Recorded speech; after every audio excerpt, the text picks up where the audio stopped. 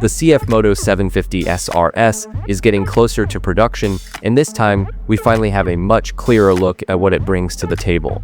Thanks to the brand's latest official teaser and some juicy launch footage from China, we're starting to see more key details come to light, including leaked specs from reliable local media.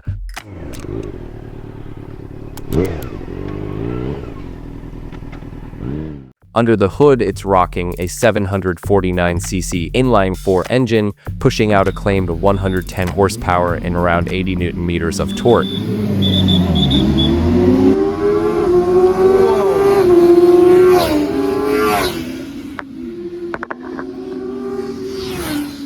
But the spotlight isn't just on the output, it's the big upgrades in aerodynamics, suspension, and electronics that are really catching our attention.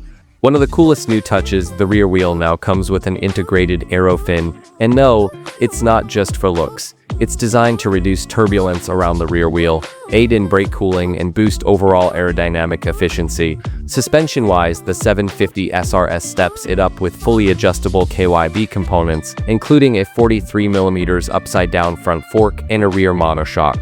Braking is handled by a pair of Brembo 4-piston calipers, most likely the M4.32s, matched with 320mm front discs.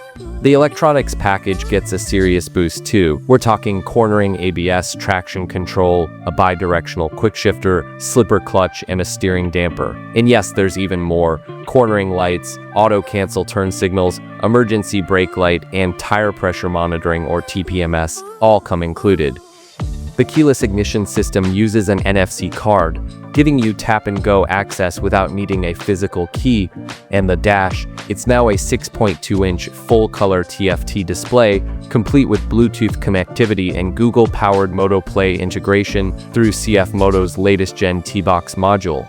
Seat height sits at a manageable 805mm, and the stock tires are from Maxxis. As for performance, CFMoto claims a 0 to 100 kph in just 3.3 seconds, which is seriously impressive for a mid-weight sport bike. There's also talk of multiple variants coming, possibly including a version with a conventional swing arm instead of the single-sided unit. But for now, there's no official word on whether those options will make it to international market. With its well-rounded features and growing performance potential, the 750SR-S looks ready to shake up the middleweight Supersport class with a package that's hard to ignore.